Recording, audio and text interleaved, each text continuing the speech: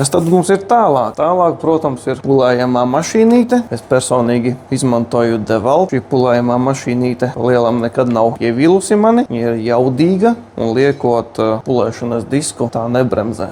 Un, protams, kā tad bez paša pulēšanas komplekta Zephyr Super Shine X. Personīgi tas, ko es izmantoju. Mājaslapā mums arī šie komplekti ir pieejami. Pulējam mēs ar šo komplektu. Tālāk, procesa atvieglināšanai, ja plaukts ir tāds diezgan lielāks, mēs ņemam talkā as pagarinājumus. Ir divu veidu. Superīgi varam tikti, kur jau mums vajag tikt. Un ļoti labi ir tas, ka to pulējo disku neatsit pulējamās mašīnītes šo daļu pret kantību. Un kā tad bez drošības flanča?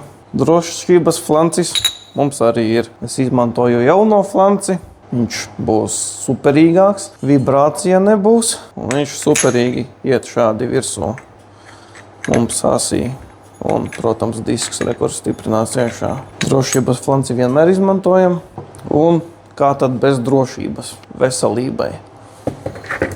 Ņemam šo masku. Tas ir vajadzīgs, lai neelpotu tos alumīnija putekļus, jo alumīnijas putekļi mums nosēžas plaušās un baigi neatklepojas. Tāpēc esam ļoti uzmanīgi ar tieši alumīniju pulējot un, protams, esam uzmanīgi arī jebkuru citu metālu pulējot vai darbojoties ar kaut kādām pulēšanas pastām, cietajām, piemēram, jo var arī tikti tur elpceļos, lai nesabojātu veselību.